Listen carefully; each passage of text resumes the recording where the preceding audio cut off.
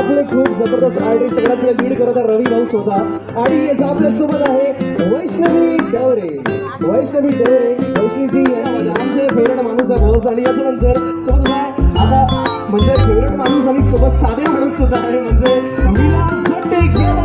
जोरदार ताली या तळांचा वेगळा ढोक आला पाहिजे. मी नक्कीच सांगू इच्छितो की आपले जे तिन्ही ऑर्गनायझर्स आहेत त्यांचे मी नावं घेतलं यांच्यामुळेच पहिल्यांदा मोर्शीमध्ये इतके सगळे सेलिब्रिटीज बॉस पहिल्यांदा आले आहे. येस येस येस सगळ्यांकडे येतो मी.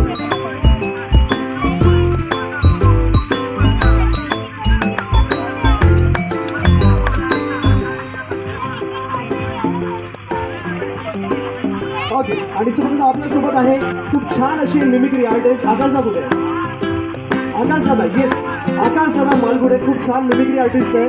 बरेच वेगवेगळे आवाज काढतात ते खूप छान आर्टिस्ट आहे. आणि येस याच्यानंतर आपल्यासोबत ज्यांनी इतका छान राजावर लुक केला आहे बॉस क्या बात है रणवीर सिंह हमारे रणवीर सिंह के लिए तालियां मार. क्या बात है भाई. बेस्ट आउटफिट अवार्ड भी इनको जाना चाहिए अगर अवार्ड होगा तो. ओके आपल्यासोबत आहे नितीन मनोहरे. नितीन दादा आपल्यासोबत आहे नितीन मनोहरे. आणि याच्यानंतर आपल्यासोबत आहे महेश दादा झालाय आकाश पाचूर. क्या बात है. पूर्ण टीम ऑलमोस्ट ओके चला पूर्ण टीम साठी टाळ्या. आणि ही स्टेजवरती सगळे विराजमान होऊन जायचे. क्या बात आहे. येस सगळ्यांनी स्टेजवरती.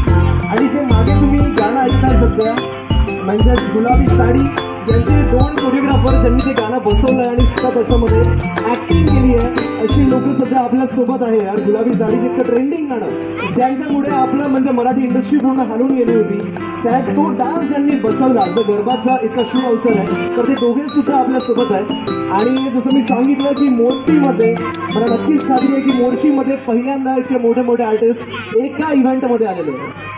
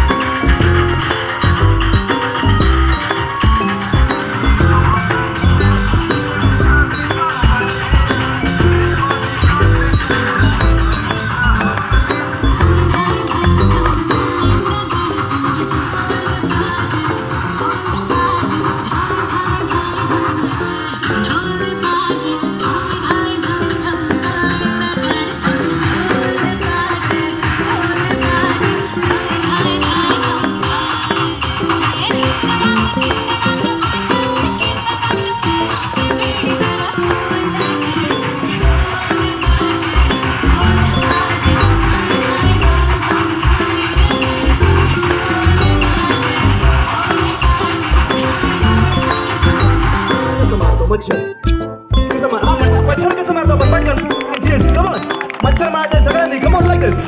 यार आकाश भाई आप पीछे रह रहे हो कोरिओग्राफर कम ऑन. आता सगळ्यांनी काय करायचं बघा छान लॉन वरती आणि किती छान व्हेन्यू आहे. जरी सिटीच्या बाहेर आहे पण शांत मस्त छान एकदम लॉन आहे आपल्याजवळ. मला माहिती इतका मोठा गरबा कृषीमध्ये तर आहे तर हॅलो ओके हां आता करायचं काय आहे एक छोटं आपल्याला असं इमॅजिन करायचं की